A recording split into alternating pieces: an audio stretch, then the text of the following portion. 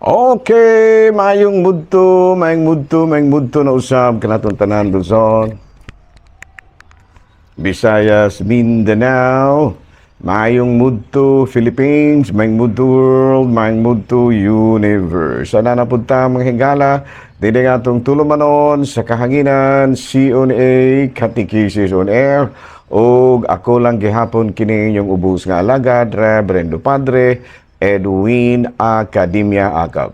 Abino adlaw na usab karon nga maadlaw na usab karon nga Huwebes, no? Pizza 22 na kini sa bulan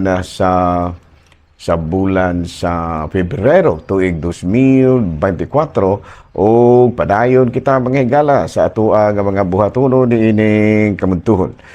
Bino ato dahil nga timbayaon of course ug maayong mudto ang atong talahurong obispo Bisya Polito B. Cortez, ang atong station manager si Father Rama Ata diri sa Sibulan, ug ang ato pong station manager dito sa Actin Basay si Brother Elmer Lugatiman. Kumusta naman ka Brother Elmer? Ug inyo manusab si Father kining ang ato usab nga higala, no? Ang ato usab nga higala ug ang ato ang manager diri sa DYWC Sibulan. Kumusta na, no? Nabay na ato di ay nga mga pahasubo once again sa ako kamatayon sa ako ang higala dinha sa kining Sibulan, no? Si Christy diputado suod nato nga higala, no? Partner sa mga kalihukan sa simbahan o daghan pang uban, no? Muna nga ako di nga ipaabot ang akong mga pasubo. Ni-pledge ko og 7 days, no?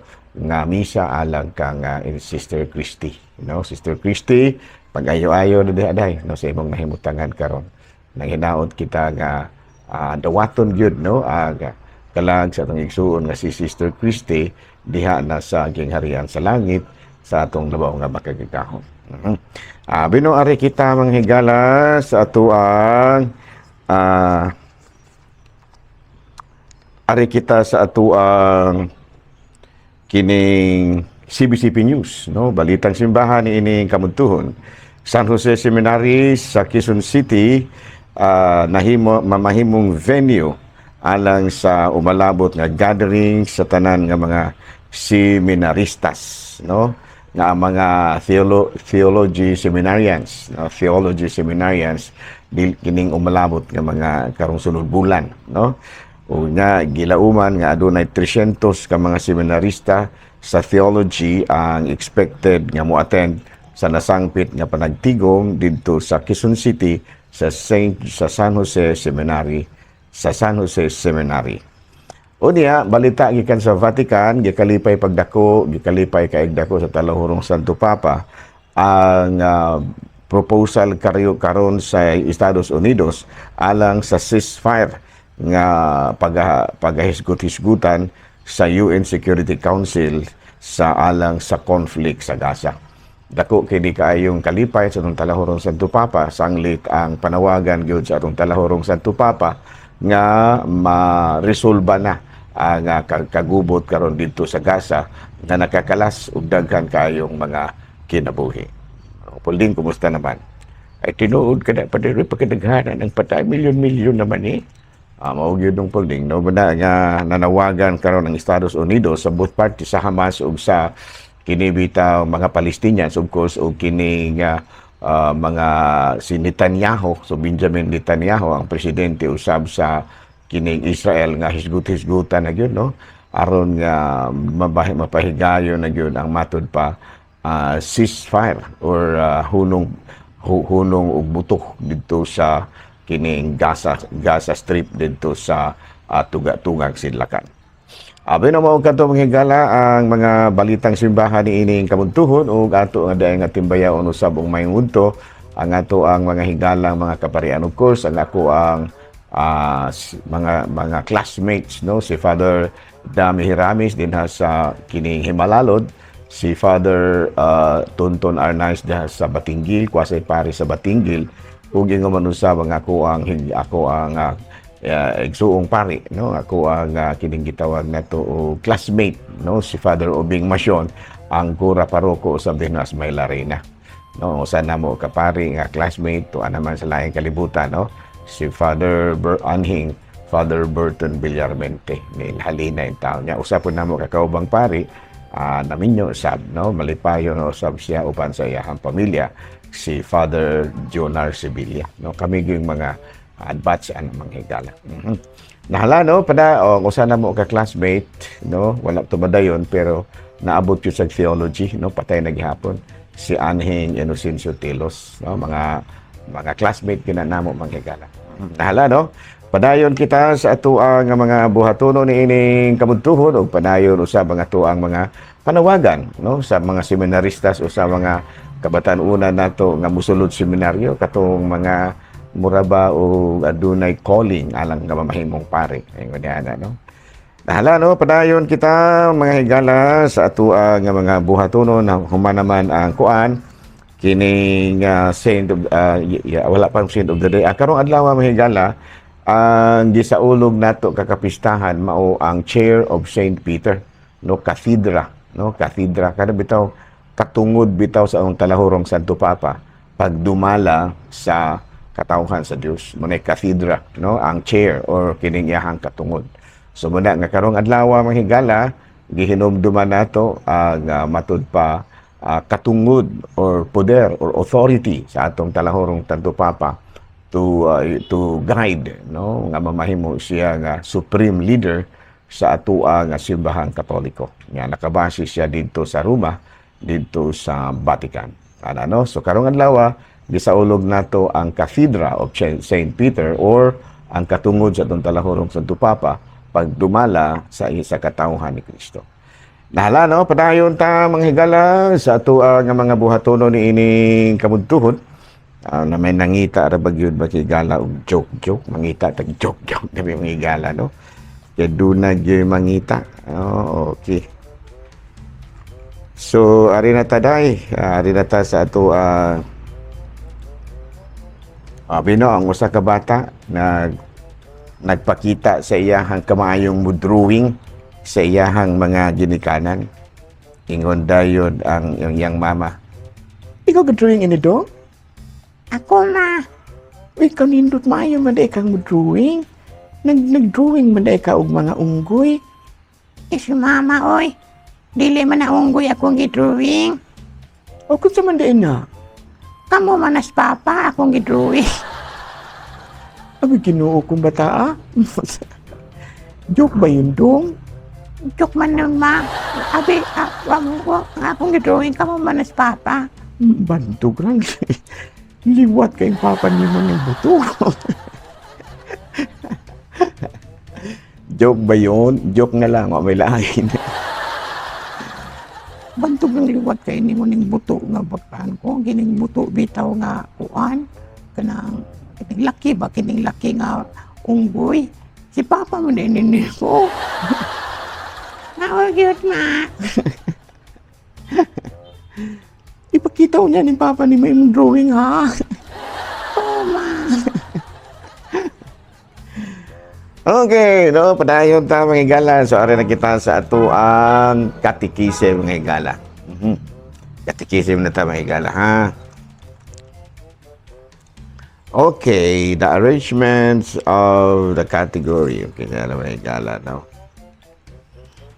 Okay, ari kita sa ato ang mga pagtulunan, no, mga pangutana nga atong pagatubagon. Kini kissing the host before putting it to your tongue, is it proper? Doon na ba yung mga higala, no, nga ilauna nga hagkan ang kinibitong sacred host, kinibang ustiyas ba para ber nila kanon? Eksakto ba ni? Is this proper? Ang tubag nga na sa Catechism of the Catholic Church, no, it is not proper. Even if you have a good intention, immediately after receiving the host into your palms, pick up the host on the other hand, left hand with your in the right hand, and then place the host directly on your tongue. No other actions, no matter how well the intention might be. It should be done before swallowing the host. Sa to pa kining bitang uban do namang giuban nga mo gunitan pa nila ang kuha niya, ila pang isa-isa, di yun na sa pwede. Pagdawat yun nimo sa Sacred Host, kinabitang Ostias, dikta na dayon yun ng butang sa kining ibutang nimo sa imuha nga dila ug dayon imo na dayon hinahinayan nga matulunan nimo na siya. No other actions, no matter how good your intentions might be. Klaro ba? Alang dito nga doon na pa'y daghan nga mga gestures ayaw ha. Sigon sa pagtulunan natong Katoliko, dili ginamao ha. Kinahanglan nga pagdawat yun, ibutang dawaton sa sana dawaton sa wala nga kining wala nga palad, kuhaon sa tuo nga palad, ibutang dayon sa dila, ha? Klaro. Okay, another questions.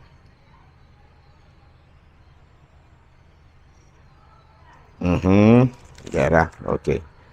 Anticipated Mass. What time after the Saturday Mass pwede na siya? Abino, ang anticipated Mass, alas 6 na siya. Alas 6 na sa gabi. Pero for pastoral reason, pananglitan, mga barangay, no, pwede na siya alas 2 sa hapon, alas 3 ka ako sa una, tigduyugan mo ko sa una ni Padre Pada, no, kanang iyahang anhing Padre Pada ba, bibits. Nami sa mga alas 2 sa hapon, no, alas 3, anto na nas baryo. Pastoral reason, naalagyo. Pero sa lungsod, sa kining, sa dakong simbahan, 6 o'clock gina siya. No, basta anticipated Mass. Okay, unya. Padayon tanong. Is the priest allowed to omit the creed during Sunday Mass or on solemnities? No. We are not allowed to omit no sa kining credo, no?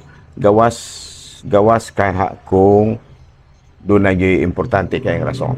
No, kinahanglan nga kining Sunday Masses and holidays and solemnities, ang mga pari kinahanglan yun nga i-recite yun ang kining gitawag na to credo. That is according to General Instructions of the Roman Missal, General Instruction on the Roman Missal, that is JRM number 67, no? Kinahanglan nga during Sundays and o solemnities, kaming mga pari, kinahanglan nga amo yun nga i-recite ang Creed, Apostles' Creed, or kining gitawag na to Profession of Faith. Clara? Nahala, no? Another question.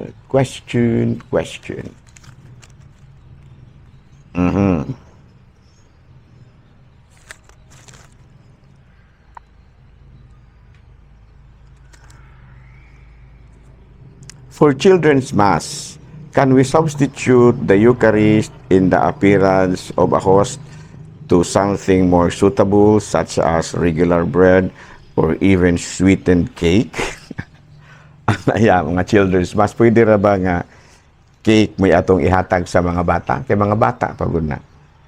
According to the Code of Canon Law, number 924, the Catholic Church does not permit the substitution of the Holy Eucharist for whatever reason.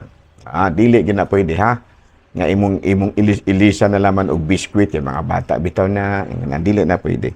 Communion made from any substance other from unleavened bread, especially those which crumbled, may never be used under any circumstances. Di yun pwede. That is according to Canon 924. Di yun na pwede nga. Cake na laman mo atong ihatag. Di yun na pwede. No? Under any circumstances, we priests are not allowed to substitute the Holy Eucharist, kinibitaw the unleavened bread. Okay, last question. What is the Catholic position on euthanasia? Kinibitaw mercy killing ba? Kana bitang patyo na lang nato ni maluoy tang ina na. But anyway, euthanasia, an act of omission which of itself or by intention causes death, is in order to eliminate suffering. It is morally wrong. Morally wrong yun ini. According to CCC number 2277.